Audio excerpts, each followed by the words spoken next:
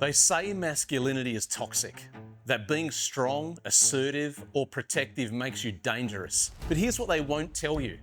Masculinity isn't the problem. Weakness is.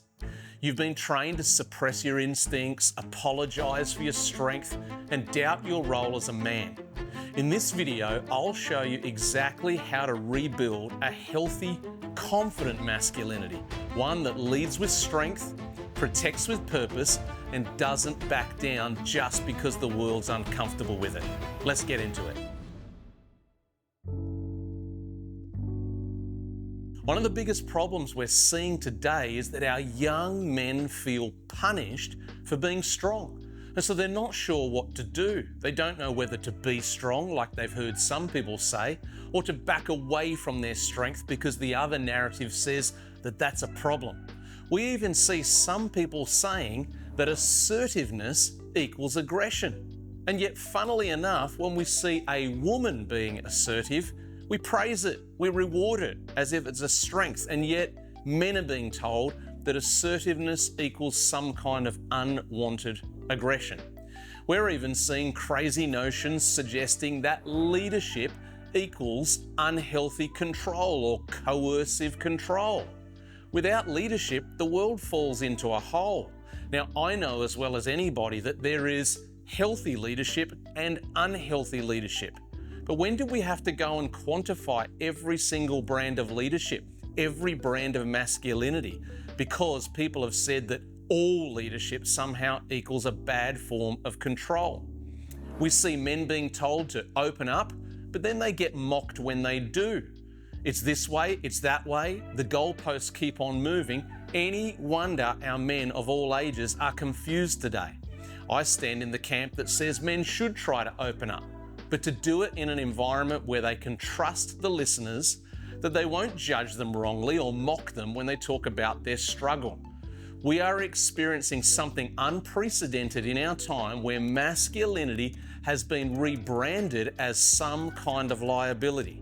But as followers of this channel know, I will never stand for such a nonsense notion. In fact, I'm going to continue advocating for the truth that original masculinity, to protect, to provide, and to empower, is not something that's a liability. In fact, masculinity is magnificent. Fellas, I've got a simple message for you today. Here it is. Don't abandon your masculinity. In fact, go the other way. Restore it, prize it, embellish it, amplify it. You do not need to abandon it. The message is trying to tell you that it's a problem and that you should get rid of it. That's the wrong message to listen to. You see, as we've talked about often, there is a thing called healthy manhood. Let's talk about 3 pillars of healthy manhood that you can attach yourself to every single day. The first one is responsibility. Men do this as a natural part of their makeup and their wiring and who they are. Taking responsibility for themselves, taking responsibility for their family, for their business, for problems in their community, for problems in their neighborhood. It's how we're built and how we're designed to take responsibility. Here's a second pillar of manhood that we need to talk about more. It's the pillar of restraint. Many of you have heard, perhaps even on this channel, you've heard Jordan Peterson talk about this idea of men becoming a monster and then learning how to control it. Lots of people got upset with Jordan Peterson about that quote, mostly because they didn't understand what he was actually saying. He wasn't telling men to become and behave like monsters. He was talking about developing the kind of strength where you are capable of being a threat. Now, some people don't like that. I'm a fan of it because in today's world, as a family man, as a business owner, you have to be capable of defending what you care about and what matters to you. But at the same time, we've got to have the capacity to show restraint, which is when you don't need to bring that aggression out, just keep it tucked away for the right time and the right place. Another word for it, meekness, the ability to be powerful and control it. Here's a third pillar of manhood that doesn't get talked about enough, but is actually innate to the idea of manhood and masculinity. It's provision and protection. Men were put on the planet to be able to do both of these, and we are at our best when we are doing both of them. Often when we see men behaving badly, or those few bad actors that upset the reputation for the rest of us, it's usually because those men are just little boys in a man's body who never grew up. And the reason that many of them didn't grow up is because they are not in a context where they're required to provide for others and protect others.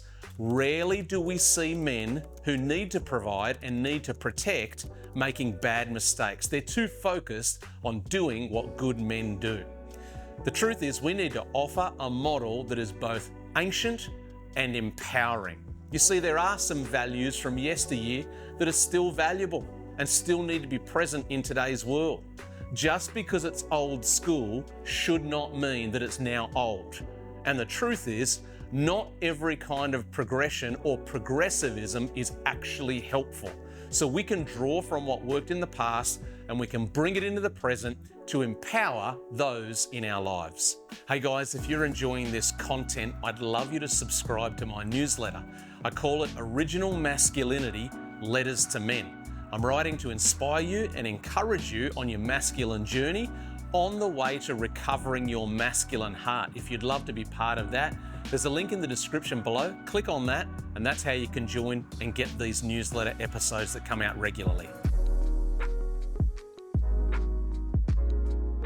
Let's talk for a minute or two about why we see these things happening in modern society in regards to masculinity and manhood. The first factor that's at play is cultural inversion. What do I mean by that? I'm talking about this narrative that has told us strength is bad and weakness is somehow good. Those meanings and definitions have been confused deliberately because there's an agenda and a goal behind it. And the goal is to make men weak and remove their influence and their presence from society. You see, a society that doesn't have strong men standing up for what is right is far easier to control. And so it's useful, it's advantageous to try and redefine language and call strength bad and rather weakness as good. It's one of the factors. Another factor is media stereotypes. In the media, we are seeing these messages portrayed all the time that men are either violent or irrelevant. Violent or irrelevant. We don't see very often portrayed in the media, certainly not in the lamestream media, where men are good, men are strong, men are stoic, men are protectors and providers, men are necessary and valued. But rather we see this binary approach. They're either violent or they're irrelevant. And when you get that message repeated to you enough times, you'll start to lean into it and believe it as well. A third factor that we're seeing in our society today is the role of academia. We see organized academia coming out with these supposedly empirical studies quantified by imagined data, bringing us conclusions that men should be blamed for all kinds of systemic issues. Men are behind all forms of racism. Men are behind all forms of prejudice. Men are behind all kinds of ills that society is facing.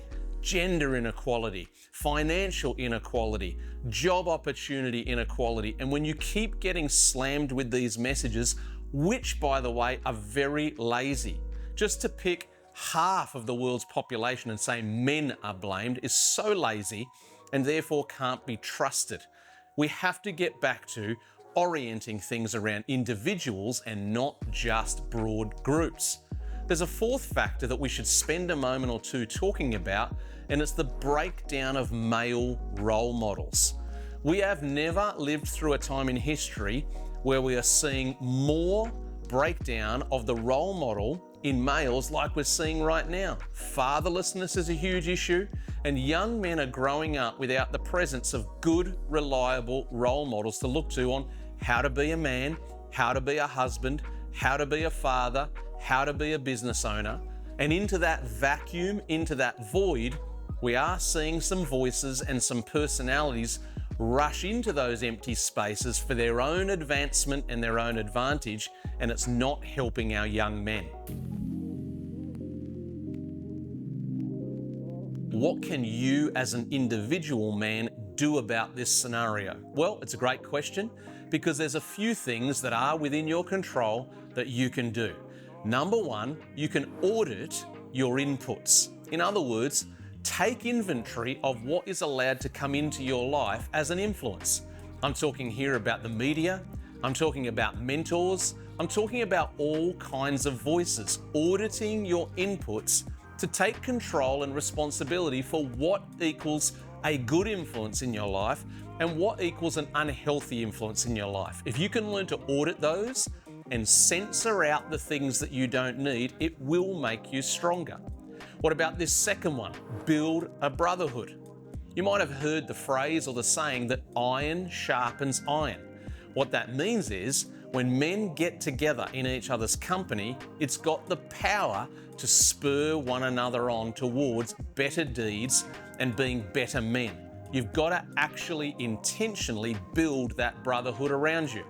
I have lots of men who ask me how to do that, and they say, I don't really have many friends. Well, you've got to be open to it first of all, and secondly, you've got to intentionalize putting yourself into some moments and some opportunities where it's a possibility. Here's a third one that can help you as a man, as an individual in today's crazy world. Take on a challenge. What do I mean by that?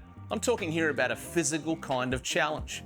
Maybe you could do some kind of fun run. Maybe you could get on an old second-hand bike and get in a cycling event. Maybe you could get on board some of these things that are a big popular trend right now, like high rocks competitions. Doesn't really matter what it is.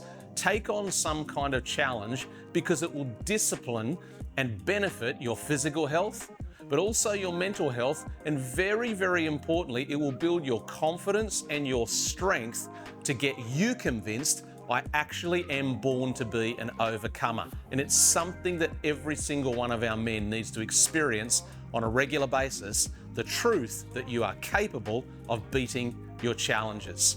Here's one more for your consideration, and that is that you choose to become the mentor you never had. In other words, make that high quality choice that says, as a man, I'm going to be the circuit breaker in my family tree and in my friendship circle.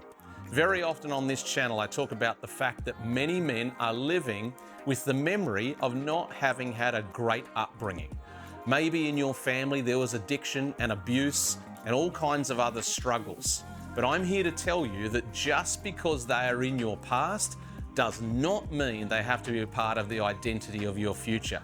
You've got the power on the inside to say, I'm going to be the circuit breaker on this factor, and I'm going to turn things around for the generations that follow me. Become the mentor that you never had. Friend, you might be watching all of this and listening to it and hoping and wishing that you could incorporate it into your world, but the truth of the matter is you've reached such a low and such a struggle point of challenge in your life that you really don't know what's possible anymore. Well, I want to speak to you specifically for a moment. I'm thinking about you, and in fact, I'm making this video predominantly for you. I want you to understand that there are people in your corner, there are resources available to you.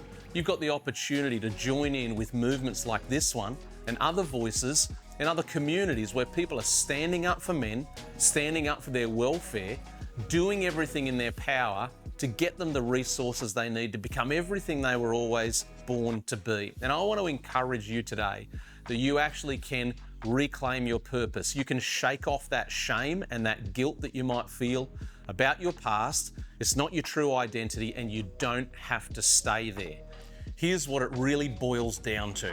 The truth that has to be amplified: masculinity is not toxic. It's transformative, and the world needs it. The world needs strong men more than ever before, and you're part of that solution.